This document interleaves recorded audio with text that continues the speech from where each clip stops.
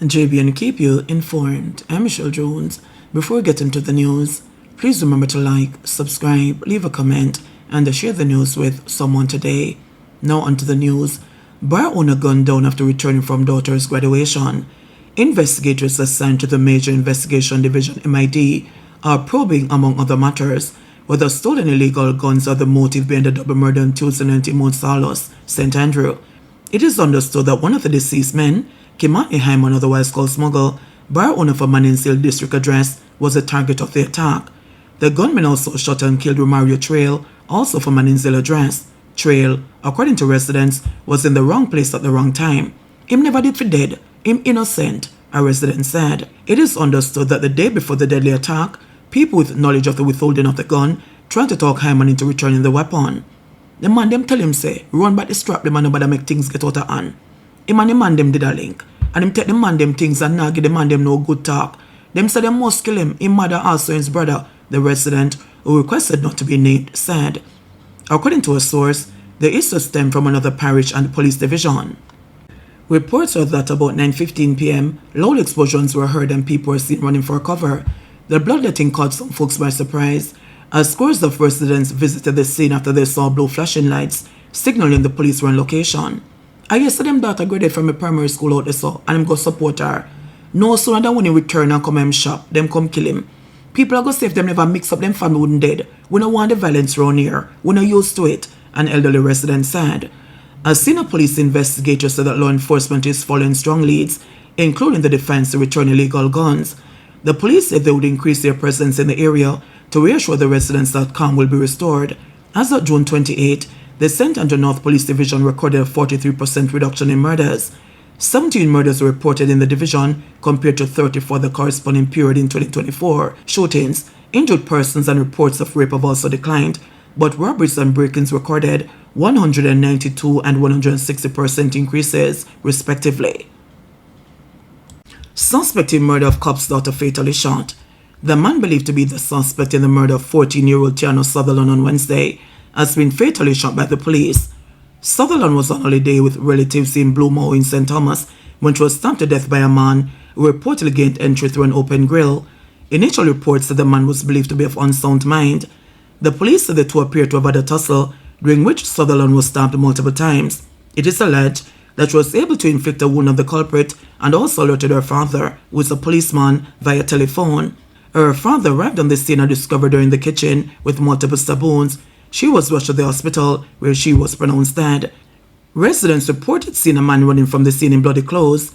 The police said swift investigations led them to a concrete dwelling nearby, where they observed a trail of blood, which led them to bloody clothes. Upon entry, the lawmen said they were attacked by a naked man armed with a machete. The police reportedly took evasive action and shot the suspect. The building was then searched, and the teenager's phone and jewelry were found on the scene, the police said. The now deceased suspect has not yet been identified. The incident was reported to the Inspectorate and Professional Standards Oversight Bureau IPROB and the Independent Commission of Investigations, INDICOM. $7.5 million in Crime Stop rewards paid out last year. In 2024, Crime Stop Jamaica received 867 tips, resulting in $7.5 million in rewards, $6.3 million of which was paid under the Rewards for Guns campaign. This is contained in the Planning Institute of Jamaica 2024 Economic and Social Survey, which was tabled in the House of Representatives on Tuesday. The report for the notes of law enforcement operations resulted in the seizure of 53 legal guns and 1,395 rounds of ammunition. The initiative also resulted in the arrest of 55 people, 21 of whom were arrested for possession of illegal guns and ammunition, and 4 persons arrested for murder. Additionally, $19.2 million worth of stolen or illegal property was recovered, and $1.2 million worth of narcotics seized, the document states. Meanwhile, a total of 13,102 people arrested and charged by the Jamaica Constabulary Force, reflecting a 3.8% increase compared to 12,627 in the previous year. Of the 2,529 arrested for Category 1 crimes, individuals aged 25 to 29 accounted for the largest share, 19.3%. Of the 5,129 people reported as victims of major crimes, 3,542, or 69.1%, were males. Category 1 crimes are those considered serious and are often coupled with acts of violence. They include murder, shooting, rape, aggravated assault, robbery, break-ins, and larceny. 76-year-old man accused of stealing alcohol and funds from restaurant. A 76-year-old night watchman has been charged for allegedly breaking into a restaurant in St. Andrew and stealing alcohol and 2 fans. He has been identified as Leopold Bromley, a resident of Avondale Mews, Kingston 19. He was charged with housebreaking and larceny following the incident which took place on Hope Road, Kingston 6, on June 23. According to reports, about 2:30 a.m., Bromley was captured on surveillance footage entering a restaurant by breaching the security grill of the establishment. He allegedly stole 5 bottles of alcoholic beverages and 2 metal fans, all amounting to $123,400 before exiting the property. A report was made and was later charged after a search warrant was executed at his place of residence. He is scheduled to appear before the Kingston and St. Andrew Parish Court on July 29. Civil society groups disappointed with sentencing in Mario Dean case, a travesty. That's how human rights lobby group Stand Up for Jamaica is describing the lenient sentences given to the police personnel in the Mario Dean case. The case, which languished for more than a decade, resulted in 2 of the 3 JCF members escaping jail time. Administrator and project coordinator at Stand Up for Jamaica, Katrina Clark, says the outcome reflects an urgent need to overhaul the justice system.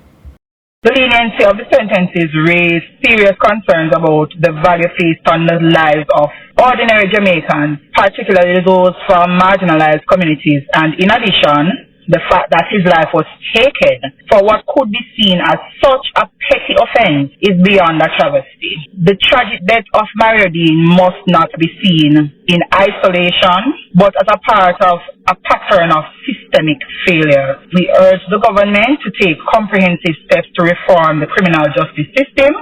The 3 JCF members convicted for Dean's 2014 death were Corporal Elaine Stewart and the District Constables Marlon Grant and Juliana Clevon. All 3 were found guilty of manslaughter misconduct in a public office on May 22 this year. Grant and Clevon were each handed a 3-year suspended sentence for manslaughter. They were also sentenced to 1 year and suspended for 2 years on the charge of misconduct in a public office. The sentences, which will run concurrently, mean they will not serve any time behind bars.